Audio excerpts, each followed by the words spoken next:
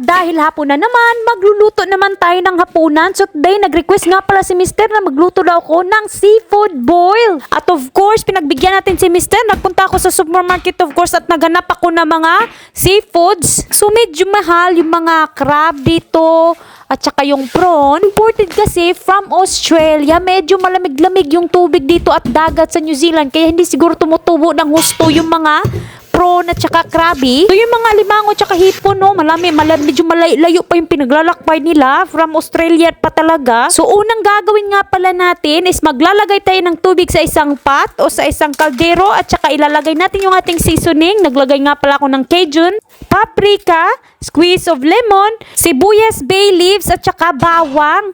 So hahayan natin itong mag-boil for few minutes. At ngayon naman is maglilinis tayo ng ating mga seafood. So ayan na, medyo frozen nga kasi hindi siya fresh na fresh, no? Yung tahong is fresh dito sa New Zealand. Napakasarap ng tahong nila talaga dito. At napakalaki pa. So paborito yan ni Mr. yung tahong. So meron silang maraming shellfish dito sa New Zealand.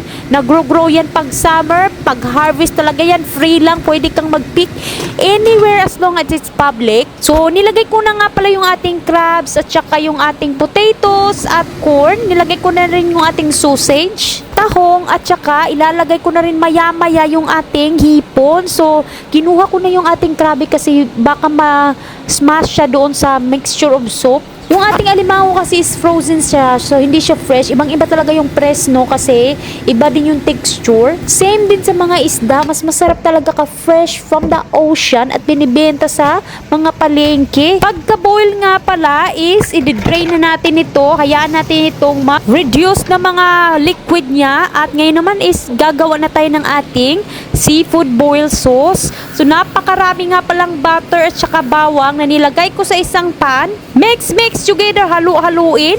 At ngayon naman ilalagay ko na yung ating spices, Cajun seasoning, paprika, garlic powder, onion powder at saka sugar. Naglagay din ako ng pepper at squeeze of lemon. So ayan na siya, ready na for mixing with our seafood. But before that, maglagay muna ako ng broth. Ito nga pala ay chicken. So manok na broth, yung pinapakulaan ng tubig ng mga manok, no. Ayun, ginagawa lang broth. So ready na ihalo yung ating seafood at saka yung ating seafood boil mix. So first time kong gumawa nito at hopefully perfect siya at masarap talaga. Para naman walang reklamo yung ating pamilya, no, kasi alam nyo, nagre-request lang to yung mga member of the family of the parliament. Tapos nagre-reklamo pa na hindi masarap yung luto. Ay nako. So ayan na yung ating seafood boil. Ready na for dinner.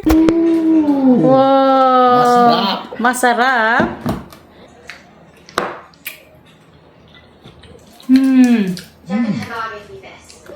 Nice. What's happening there? Wales? Please. Wales? I have nowhere else to go. Mm. Everywhere else to